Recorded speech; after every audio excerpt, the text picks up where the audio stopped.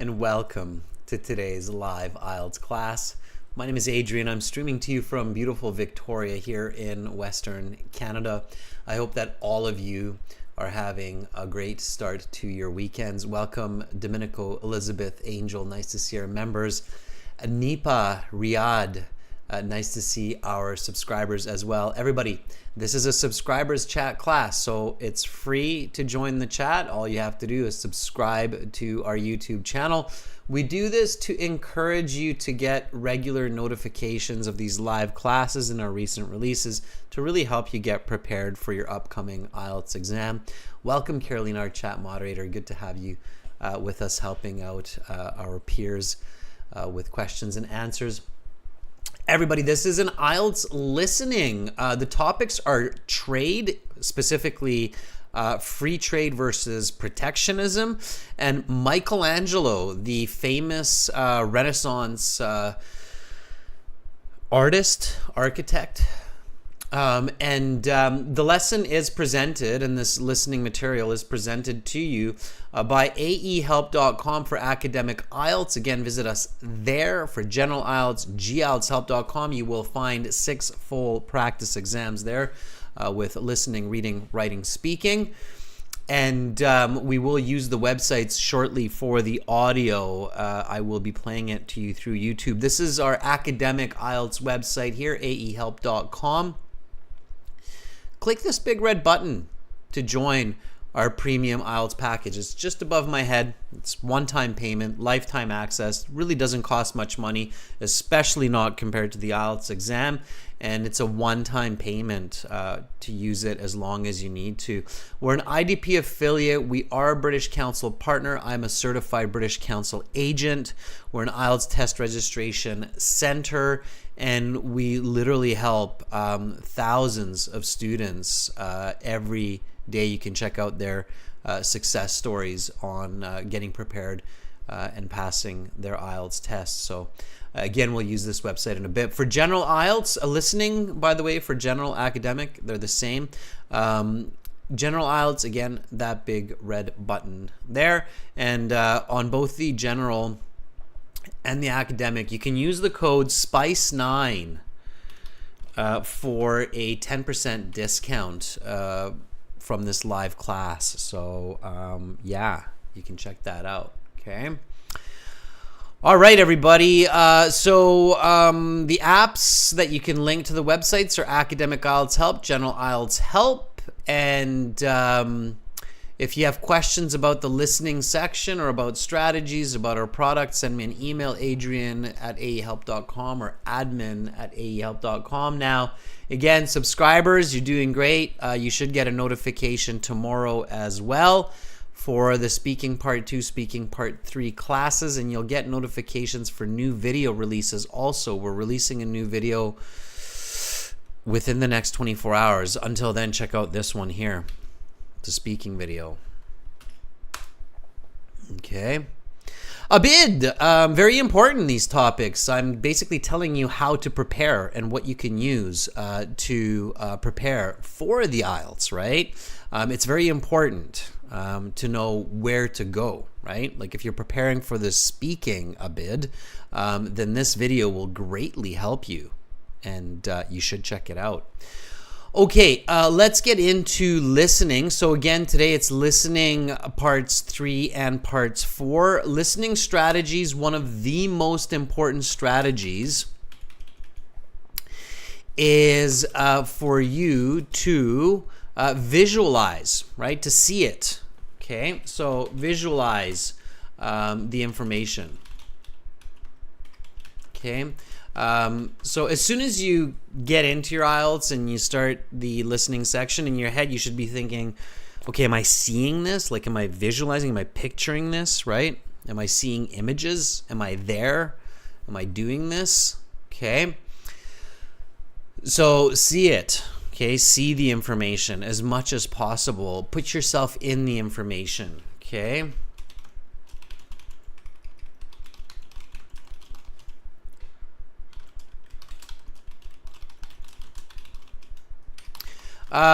for example, about trade, free trade, protectionism, visualize exporting, importing cars. What kind of taxes are you paying?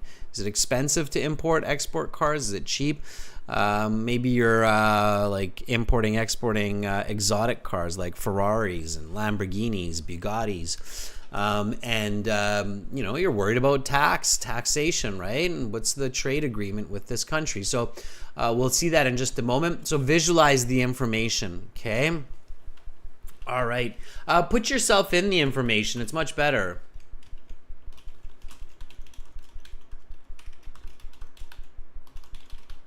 So don't just think about like, it's an idea over there, but think about it like I'm inside of this information. Okay. Okay. Check out this listening and answer the questions while you listen. Okay. Think about what's going on. Visualize it. Okay. Use a headset if you have it. It's for sure a good idea. IELTS usually use headsets these days for the listening section. We're going to listen, answer, go through the strategies together. Please don't put your answers into the chat. We will go through them together, but if you put them in the chat, one, you spoil the fun for the others. Everybody wants to do it on their own. The other one is if you give them wrong answers, it will be confusing. So just separate, and there's no point. So just wait till the end. You can share it after, okay? So let's hop back over to the website, and I'm just going to go into my student account. Again, this is in the premium version of the course. I'm just going to double check here. So it's CD5 track 3 for those of you that have access to the premium version of the course. Okay. And we jump into the audio CDs. CD5 track 3. Okay, everybody get ready to listen and answer. You're going to see me do different kinds of strategies as I'm going through it with you. Okay. Now turn to section 3. Take some time to look at questions 21 to 26.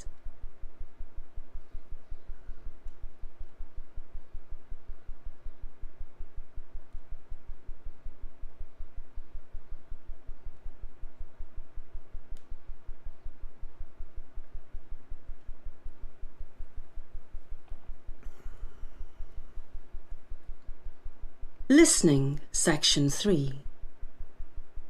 You will hear a forum discussion between the moderator and 2 contributors, Dr. Rachel Young and Dr. Ronald Sturgeon, both political scientists at the local university, talking about trade between countries. Now listen carefully and answer questions 21 to 26. First of all, I'd like to thank Dr. Young and Dr. Sturgeon for taking the time to spend this afternoon with us. Thank you for having us here today. Dr. Young, could you give us a little background on the topic of free trade and protectionism, a little history? Well, countries and nation-states have been participating in free trade schemes for millennia. The ancient Egyptians, for example, participated in trade with the Arabians across the Red Sea over 3,000 years ago. The Roman Empire imported many goods from outside their lands, especially luxury goods such as silk, which were only available in China. Free trade, however, though, has much younger roots.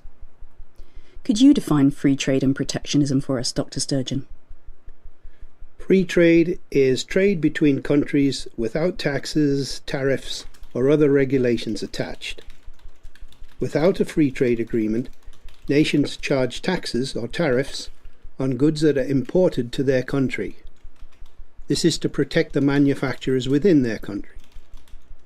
If country A, for example, produces a product for a 20% higher cost than country B, country A is likely to impose a tariff on the importation of country B's cheaper product into country A. This is to level the playing field for domestic manufacturers. Free trade advocates want to take down this barrier. In my opinion, advocates of free trade do not care about domestic manufacturers and workers in their own country. I believe their only intention is to maximise profit for big international businesses. I know Dr. Sturgeon is impassioned about protectionism, but what he fails to mention is that while free trade may lead to some lost jobs in certain sectors, it leads to many other jobs in other sectors. This may be cold comfort to those in, say, manufacturing or textiles, but we must not be blind to the needs of the many and be distracted by the needs of the few. Nobody says free trade between countries is perfect, but it is certainly better than a protectionist framework which costs the country jobs and prosperity. Another point I would like to make is that free trade increases competition and thus lowers the price of many goods. This saves consumers money. Purchasing a car, for example, is much cheaper under free trade agreements. While such agreements may appear undesirable for a British company such as Land Rover, since they are given price disadvantage within the United Kingdom, this is not the whole story. While it is true that the company is at a minor disadvantage within their home country, free trade agreements puts them in an equally advantageous position in other countries in which the UK has a free trade agreement. You now have some time to look at questions 27 to 30.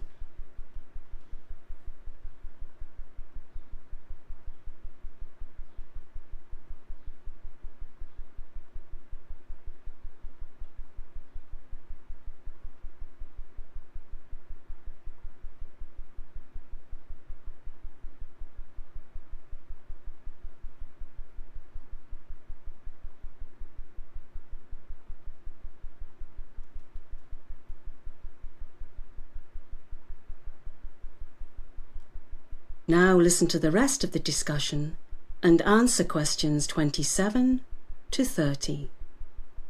This is a very interesting discussion. Dr. Sturgeon, from reading some of your work, I know you have some ethical concerns about free trade. Yes, I have a number of ethical concerns. First and foremost, free trade agreements incentivise highly unethical sweatshops. When countries such as the United Kingdom enter free trade agreements with countries with lower human rights standards, we put ourselves at risk of tacitly endorsing those low human rights standards. Is the ability to wear slightly cheaper clothing really worth selling out on one of our most basic beliefs, that people should be treated with respect? I agree with Dr. Sturgeon that human rights is an ongoing issue in free trade. Certain incidents, such as sweatshops collapsing and killing dozens of workers, have highlighted this issue in the media and public discourse, but these are isolated incidents. Hardly. These are not isolated at all. And even if such horrible incidents were rare, does it make the conditions those workers work in permissible? Do we excuse horrible working conditions as long as the workers don't die? That's an incredibly low bar, and one I believe we must implore companies and governments to raise. Okay, let's move on. Dr. Young, do you believe free trade betters the life of the average British citizen? Absolutely. I believe free trade agreements make us more prosperous as a society. While not perfect, I truly believe pursuing free trade agreements is a positive step in making our world a better place. Of course, I disagree. While I do not doubt that more wealth comes into our country as a result of free trade agreements, I believe this money never improves the life of the average citizen. The rich get richer and the middle-class workers get laid off. Not to mention the ethical issues I have with this. That is the end of section 3. You will now have half a minute to check your answers. All right, students, check those answers. We'll go through them in just a second. I'm just going to stop the audio on the website. Again, check out all the services on the website. So, of course, we have the listening. You also have task 1, task 2 writing services. You have speaking practice interviews that you can book. So lots of content there for you on the website, especially those of you that already have access to the premium version here at aehelp.com. All right, so let's go through these answers together and see how you did. And I will explain some of these strategies that I was using. You saw me kind of highlighting different parts of questions and circling some parts. And there was always a reason, of course, why I was doing that. So here we go. So this was section 3. It was about free trade and protectionism, right? So free trade and protectionism, obviously two different systems of trade, right? Now, when you have a topic like trade, and especially pay attention to this in parts 3 and parts 4. Parts 3 and parts 4 are kind of like they're preparing you for university or for work, where you're introduced a new topic, but then of course the speaker explains that topic to you. So you really have to practice for part 3 and part 4 to be able to learn information in English, okay? So one of the goals of part 3 and part 4 in IELTS listening is to check your ability to learn information using English. And so in this case, it was, of course, free trade and protectionism.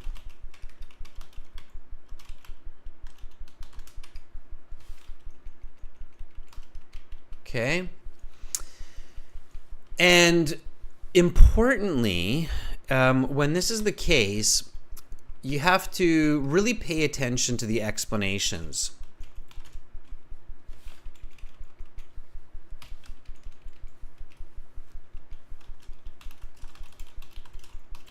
And practice this at home.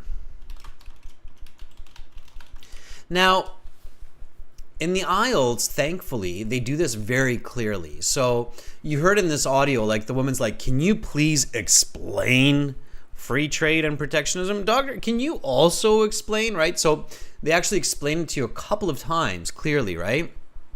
And so that's where we got the information that free trade equals trade between countries without regulation and taxes. So for example, here with Canada, US, and Mexico, we have what's called NAFTA. NAFTA. Anybody know about this? Anybody familiar with the... And it's good to make these connections to your personal knowledge. There are several of these around the world. So we have NAFTA, NAFTA. Everybody's, well, I don't know if everybody, but maybe some people are familiar with this. Okay, anybody know what that is? NAFTA?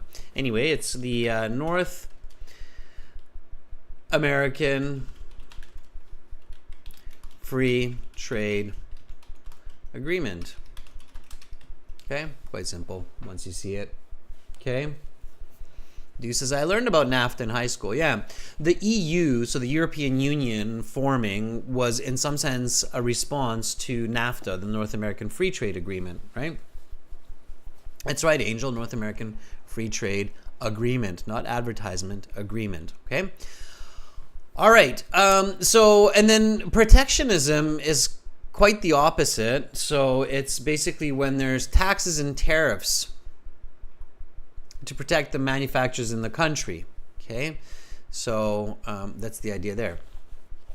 All right, so the first record of trade between nations, how long ago was that? Just a number here.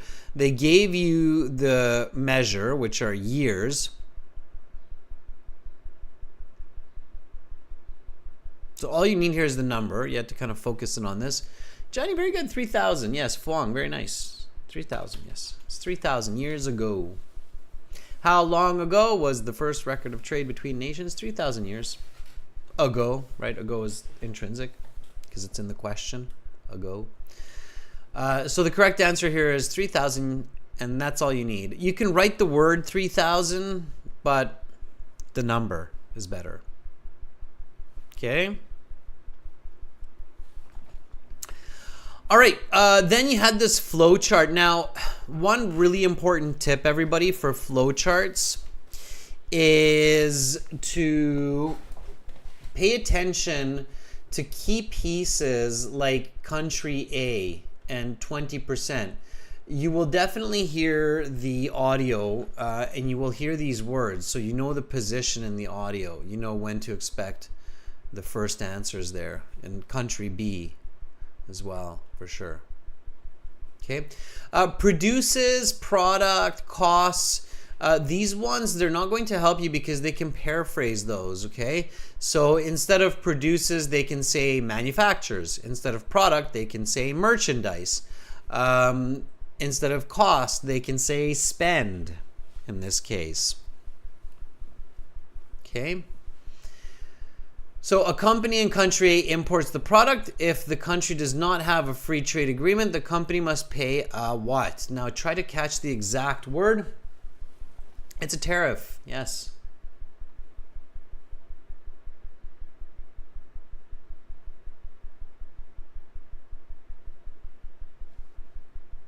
Yep.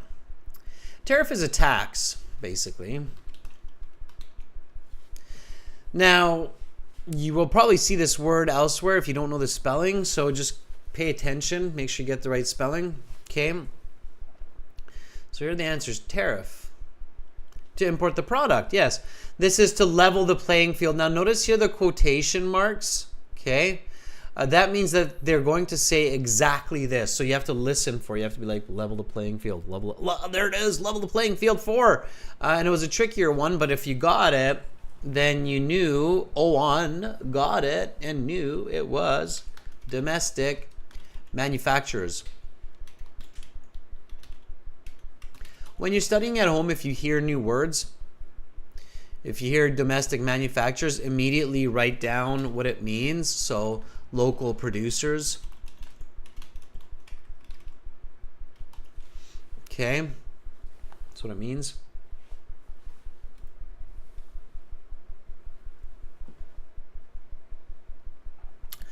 Yeah, Alexander, I agree with you on that, but the actual establishment of the EU, I'm not going to get into politics here, but the actual establishment of the EU, according to many, was a response to NAFTA because NAFTA made trade too strong. The Western international economic impact so strong that EU had to respond. And then of course there was the Asian trade agreement as well between China and some of the surrounding countries there. There's also an African variation of it as well, if I'm not mistaken. So these kinds of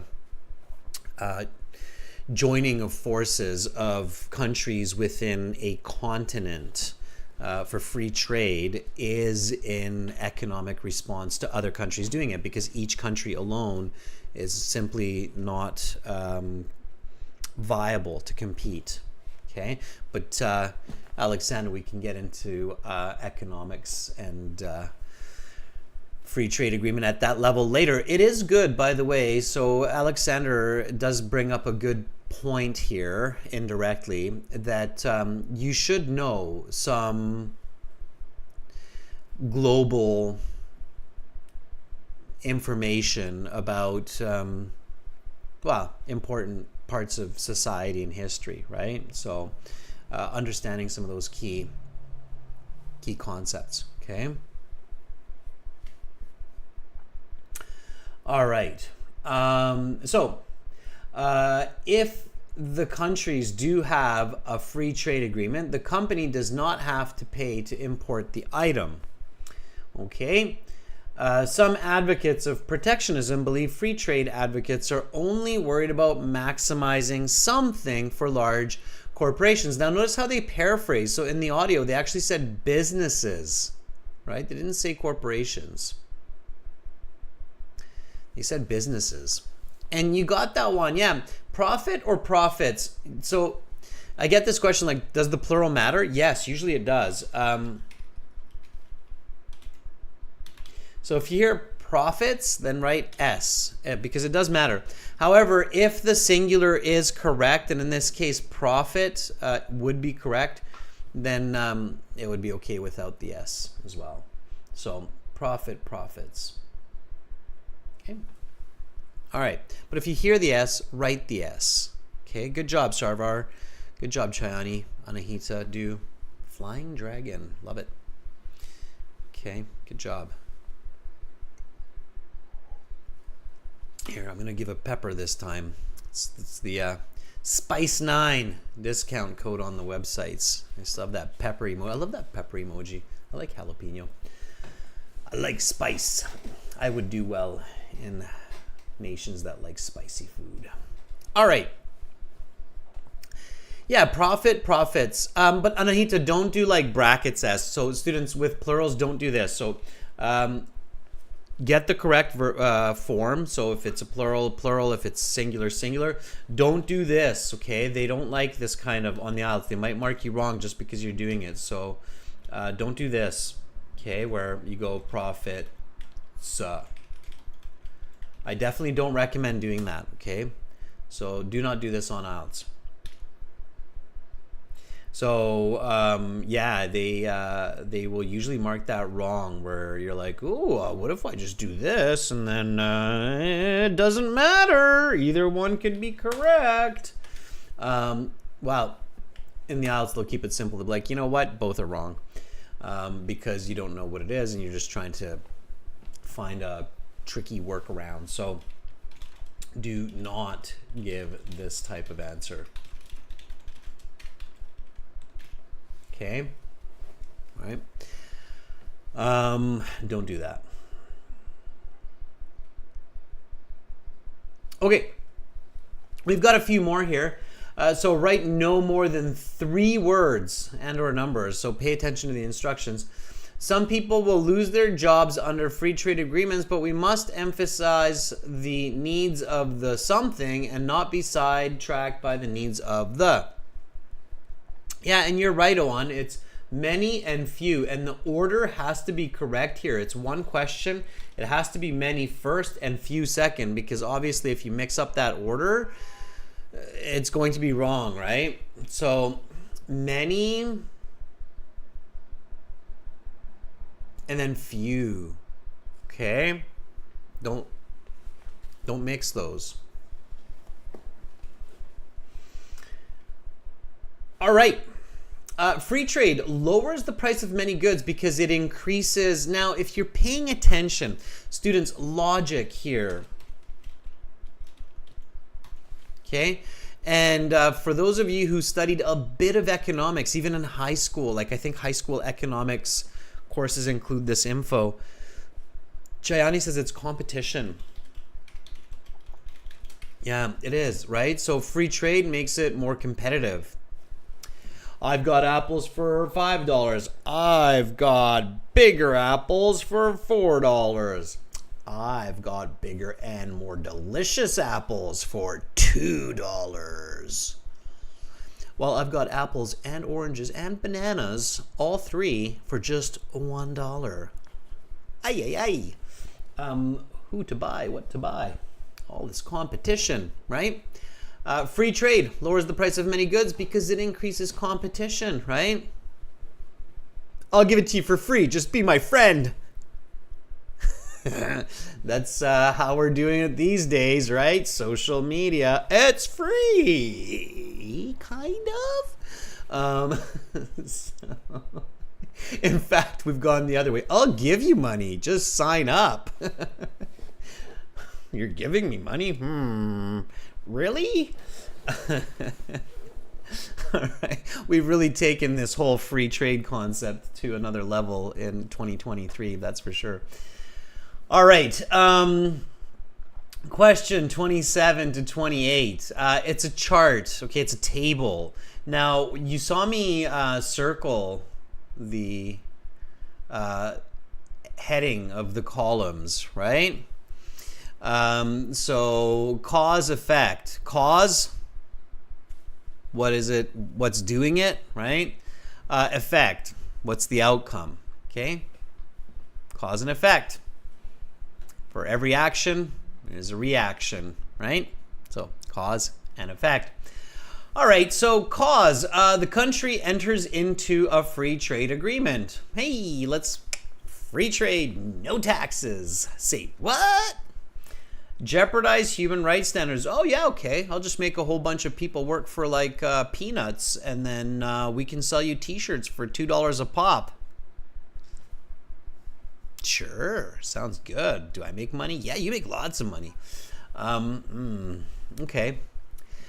So cause effect, you're like, Adrian's being silly. But I'm not really just being silly. What I'm doing is I'm engaging the information. So I'm connecting with it, right? If you feel like, this is boring, I don't care about free trade, who cares?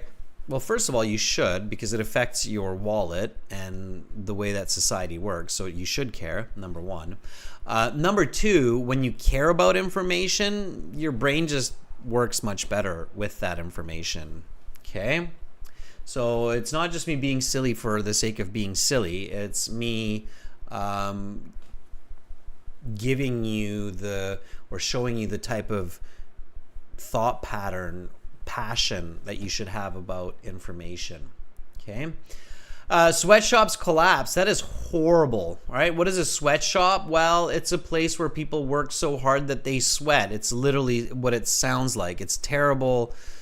It's despicable. It happens. We're humanity in 2023. We should be working to stop this. It's unnecessary, in my opinion. So sweatshop is literally where people are working from morning till night, often in very hot countries, and they're sweating. Okay, so they're just constantly sweating because it's so hot. Okay, there's no air conditioning, and they're working away, making products for everybody to buy. Okay, this person's sitting down. If you're wondering why they're like that, it's a chair. So they're working away and they're creating whatever. They're making t-shirts. Okay, whatever it is. All right. That's a sweatshop. And then this poor person sweating all day working for peanuts, and suddenly the sweatshop collapses and now crushes this poor person. All right? That's awful.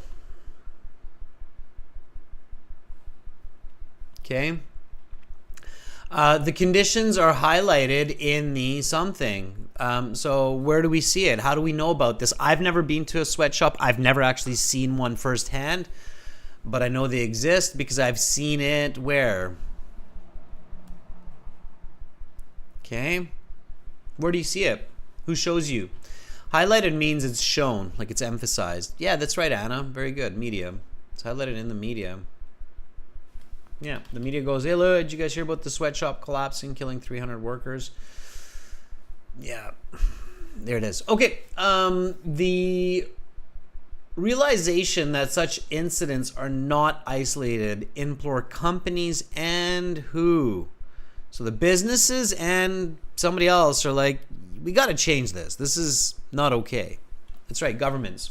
Now, this is a perfect situation where the S is necessary. If you write government, it is wrong. It has to be governments. So IELTS Academy, the answer cannot be government. It has to be governments. Okay, it must be plural. Why? Because this is plural. And when you have companies, then it has to have parallel word form, which means the plural as well. So companies and governments. If you say implore companies and government to raise the bar, it's kind of like, so parallel grammar is really important. Okay. Good job, Elizabeth.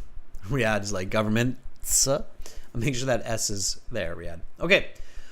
All right. Multiple choice. Now this is, not multiple choice. This is multiple choice. This is multiple choice. 29 and 30.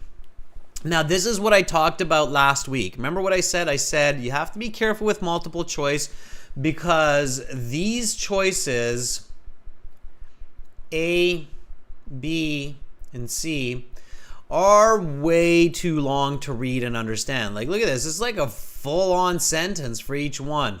Okay? It's like a paragraph. Free trade agreements are the single biggest economic driver for making the world a better place. Free trade agreements are not perfect, but they are as good a step towards increasing global. Free trade agreements are not always positive. It's like, whoa, but what? End of section 4. On to the reading section. I just finished the multiple choice in part 3. What happened? You did a lot of reading of answers that you don't need to read, is what happened. So if you were reading the answers hoping that one of them will be like, here I am, I'm the right answer. I should make a song about here I am, I'm the right answer. Then it's not the right technique, okay? That won't work. All right? So your question should be, what works? How do I get the right answer for these long multiple choice ones? Because for the short ones, you should do it like this too, but definitely for the long ones, you need this technique, okay? So what do you do? Okay, well, first of all, you look at the question, because this is in the audio and it is actually shorter than the choices. Okay? So what is Dr. Young's main point in advocating for free trade? And here the host is like, what do you think, Dr. Young? And so instead of looking at these, I just quickly wrote down what Dr. Young says. Okay? So Dr. Young literally says, free trade makes us prosperous. It's not perfect, but makes the world a better place. Okay, now I'm going to try to match it with these. Okay. Free trade agreements are the single biggest economic driver. Free trade agreements are not perfect, but they're a good step towards increasing global welfare. Okay, it's not even that they're not perfect. They're not perfect matches, which is really good. But what makes me 100% sure it's the right answer is increasing global welfare. Increase global welfare is the same as prosperous. He uses the word prosperous, makes us prosperous. So for 29, the answer is B. Okay? Free trade agreements are not perfect, but they're a good step towards increasing global welfare. Increasing global welfare means to make us prosperous. So that's how you do multiple choice, okay? Multiple choice, especially when you have these long choices, do not make an attempt to read them all. That is not the right way, okay? You'd have to be extremely quick at reading, and then you're in the same place anyway. You'd be good enough to just hear the answer anyway, right? So it's easier to just listen for the answer. Does that make sense, everybody? Am I like losing? Are you out to lunch? Am I losing you? Okay. Does that make sense? Yes? How I got B there? I just wrote down what he says. He says they make us prosperous. Now, of course, you need some vocabulary. To prosper means to do well, to live a good life, to live a financially wealthy life. Okay?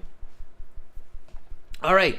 Same thing for number 30. What is Dr. Sturgeon's main point for protectionism? And he basically says, well, the reason why it has to be protectionistic is because free trade does not improve the rights of citizens, right? He keeps saying that. He's like, sweatshops collapsing. The rich get richer, the middle class gets laid off. That means they lose their jobs.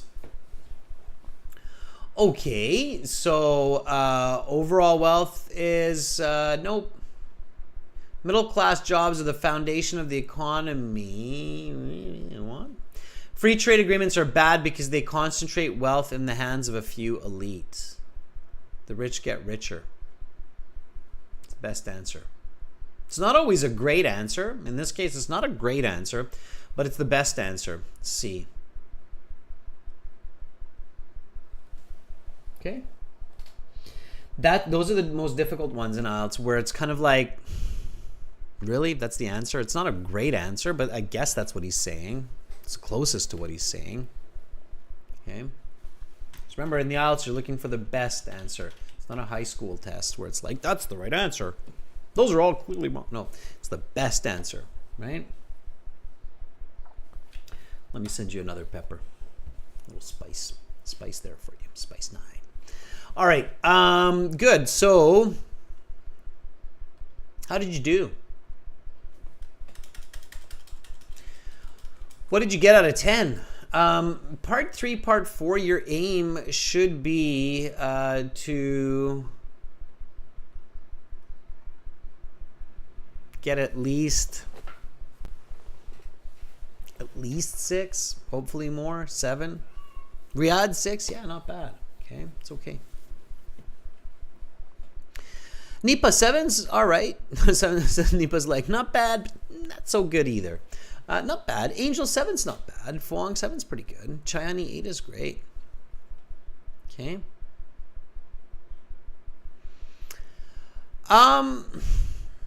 Yeah, Dr. Sardar, it might be if you can see the whole page at the same time, and in the computer-based exam you kind of can, and it does help a bit. I agree. But you can't see all the questions all at the same time anyway. Like, you're focusing on certain questions, right? Okay. So if you're above 7, if you're 8 or 9, then that's great. Let's jump into part 4. Okay, we're gonna do part 4. So we're gonna listen and finish this listening exam. Here we go. Okay. So let's do it. Here we go. Jumping back here. CD5, track 4. Everybody listen. Put your answers not in the chat, but into a separate document so that we don't confuse everybody. Here we go. Now turn to section 4. Take some time to look at questions 31 to 40.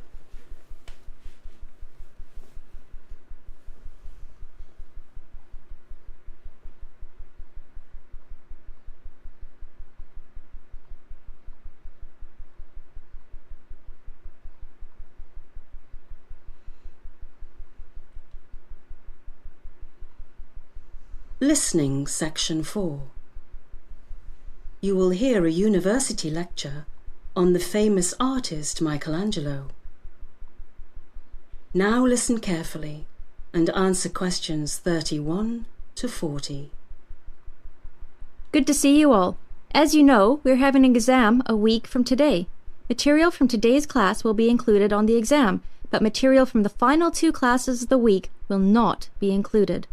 I hope this will give you an opportunity to revise enough to perform well on the exam. With that administrative business out of the way, I'd like to begin today's lecture on the lesser-known works and endeavors of the famous Italian Renaissance artist Michelangelo. While Michelangelo is best known for his painting of the ceiling of the Sistine Chapel, he was also the creator of a number of other highly respected works. Among these are the Pieta, a statue of Mary holding a deceased Jesus, and the statue David, said to be the representative of the perfect male form. But Michelangelo was not just a painter and a sculptor. One of his crowning achievements is St. Peter's Basilica, a project he was lead architect on for the 17 years preceding his death in 1564. While the basilica wasn't completed until 1626, over 60 years after his death, Michelangelo's influence on the structure was immense, as he had laid out many plans for the structure during his lifetime, many of which were faithfully carried out under the reign of future popes and future architects. Michelangelo's fingerprints are all over modern Rome, and especially what is today Vatican City. Not only through his paintings, frescoes, and sculptures, but also through his architectural achievements. In addition to his influence on St. Peter's Basilica, Michelangelo also redesigned the famous Capitoline Hill area of Rome, and designed many chapels within the walls of the Vatican. Michelangelo was also tasked with a number of pet projects over the years. These projects were not one that the man himself wanted to undertake, but was compelled to because of monetary considerations or simply loyalty to the Pope. For example, when Pope Julius II ordered him to construct a 3 times life-size bronze statue of the Pope, Michelangelo had no choice but to accept. The project took up more than 2 years of his life, and 4 years after its completion, the work was unceremoniously melted down to construct cannons. Additionally, the conditions under which he was made to work were often sorely substandard. For years, he lived and worked with 4 other men in a cramped apartment with little to no privacy and no room for his creative juices to flourish. It is interesting to imagine what a genius such as Michelangelo could have accomplished given reign over his own creativity. I personally believe the world is a poor place for him having not been allowed this luxury. However, on the other hand, perhaps Michelangelo's sometimes tortured life imbued his works of art with something more than just artistic genius. Although Michelangelo is a celebrated figure for his works of art and well respected for this architectural acumen, his literary works are virtually unknown to the world.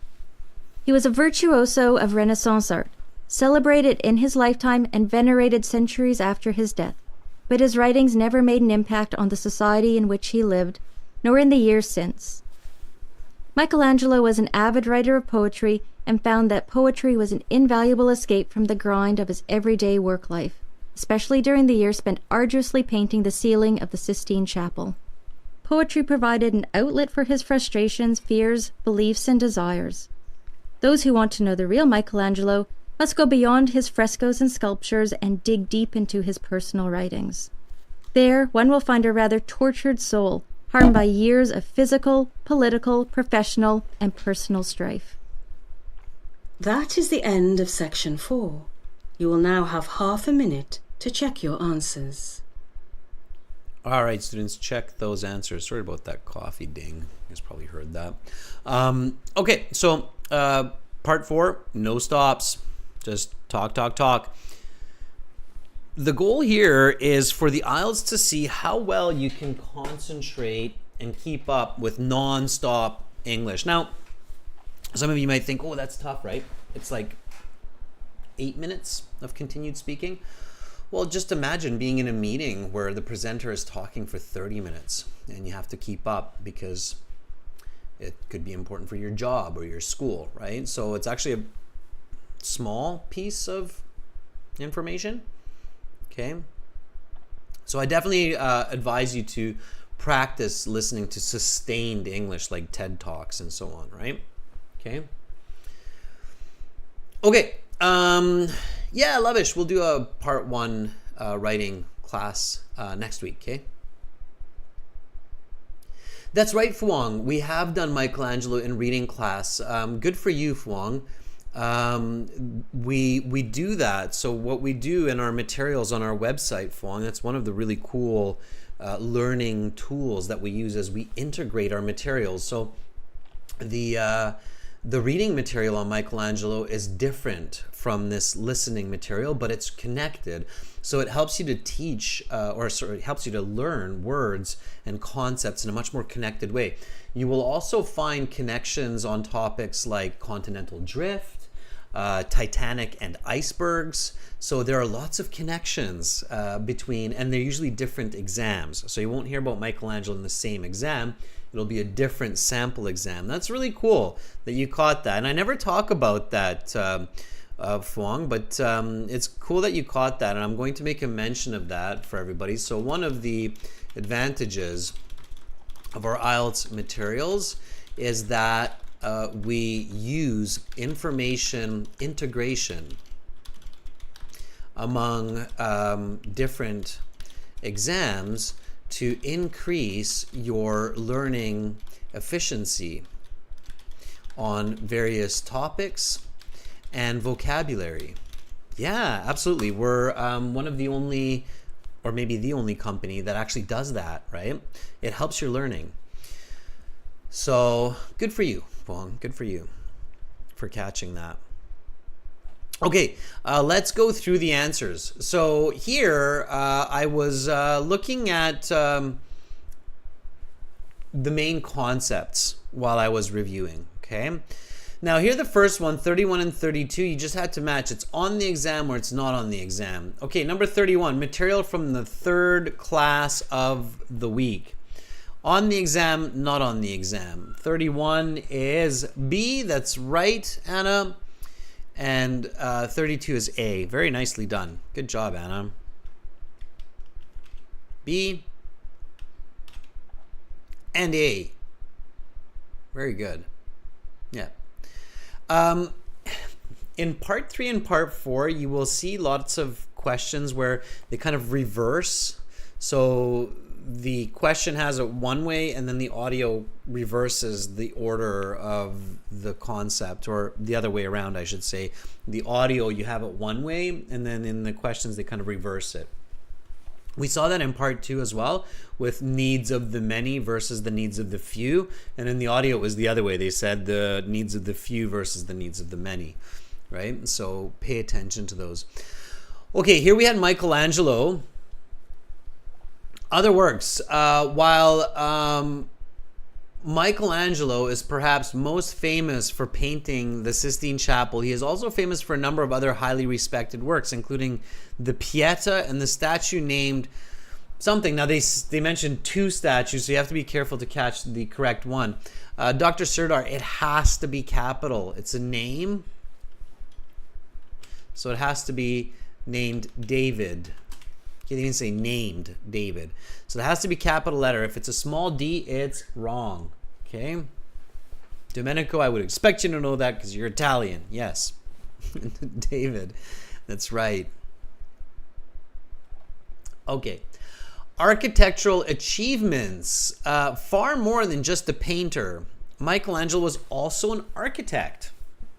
He was lead architect. Architect is the person who designs the building. Okay, kind of like an engineer, but they designed the building. He was lead architect on St. Peter's Basilica for how many years? Very good. 17 years until his death. Yeah, so pay attention to those words. I mean, they said death, right? In 1564. Though the structure was not completed until 60 years after his death, his fingerprints are all over the resulting structure, because future something and something, so it's noun and noun, right? Now 35, you need 2 answers, and the order does not matter here, so you can have it one way or the other way, but you just need the 2 right answers, okay? And it's people here. Future, yeah, not pops, Anna. Pops would be like dads, so it's popes. And when I look carefully, I notice that Pope is written with a capital. So popes and architects. You do have to have good spelling and capitalization. IELTS instructions do say that if you don't have the correct capitalization spelling, they can and usually will mark it wrong. Okay?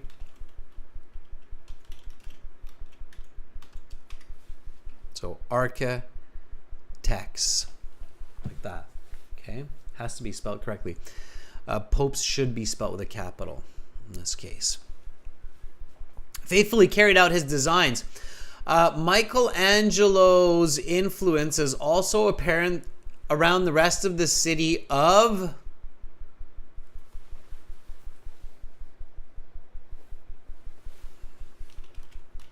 Rome.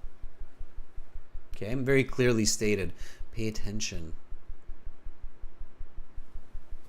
Good, Anna. Good, Dr. Serdar. Yeah, Dr. Serdar, you can do all capitals just to be sure, right? Rome is the name of the city, so it should be a big R. Yeah. All right. Domenico, you ever been to Rome? Probably, I'm guessing. I have. I loved Rome. I thought Rome was quite impressive.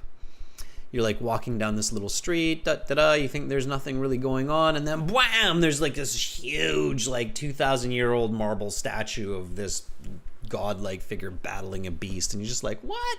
That would be like the most famous statue in my city, and here it's just like in this little alley. It's not even on the map. It's incredible. So much history in Rome. Whoa. Like, no joke. Huge 1,000-year-old statue and not even on the map. So check Rome out if you ever get the chance. All right. Servant of the papacy. Domenico says yes. This giant statues just magically hidden all over the place. Okay. Yeah, Maya, B1, definitely enough to join the premium course. That's about the right level to start joining is B1. Yeah, absolutely. Yeah. Okay, so servant of the papacy, pay attention to these titles. Okay. He was also a loyal servant of the Pope. Sometimes this was important work, though sometimes it was rather pointless. He once built something of the Pope only to see it melted down for cannon parts just a few years later. They didn't know that they're melting down like a statue that would be worth like $100 million today. Had they known that, the Pope would have probably been like, guys, let's not do that. Let's just keep that one. Yeah, it's going to be worth a lot more than the cannon. Can you imagine having a giant bronze statue made by Michelangelo today? Be a little bit of money in the bank. Cannon, not so much. It'd be like seriously, I'd be like $100 million for sure. Okay, if not more. So he once built a bronze statue. That's right, Elizabeth Thomas. If you just do statue, it might not be enough to get the point. So bronze statue. Now again, you're like, why is Adrian, making these statements like $100 million statue? Because if you're interested in what you're doing, then you remember it and you get better scores. Okay, Lavish, we're doing cue card tips tomorrow, just before this class. Okay, so a little bit earlier in the day. You'll get, since you're a subscriber, you're going to get that notification, so pay attention. Okay, cannon parts. Moreover, the something he had to work in were often substandard. So what did he have to work in? Fuang, very good conditions. Yeah, sometimes it's just a common word that you need for these blanks, the conditions. Okay, it's not always a fancy word or a name or collocation like bronze statue. It's sometimes just a word like conditions. Okay. All right. Often being forced to live and work in small, cramped spaces with a number of other men. Okay. Not so comfy for poor Michelangelo. Literary works. Literary. Now, you should know literary means like writing and reading. So books, literature, books. Okay. It is interesting to think what he could have made if he was given freedom to explore his own, Anna, very good, creativity. Small letters here, okay? It's just a part of the sentence. Yeah.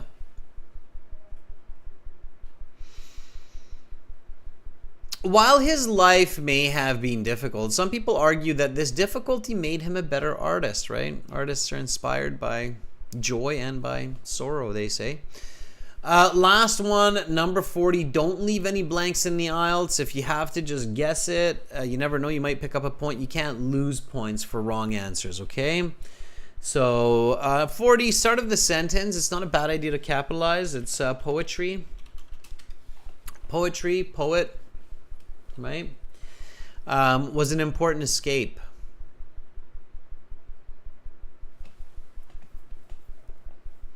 Was an important way to escape the difficulties of Michelangelo's life. Though his writings never made much of an artistic impact, they do offer a window into his tortured genius. I had no idea, by the way, that Michelangelo was a poet as well.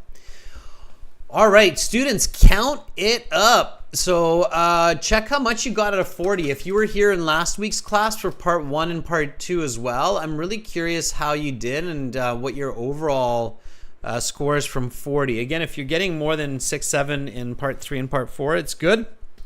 What did you get out of 40?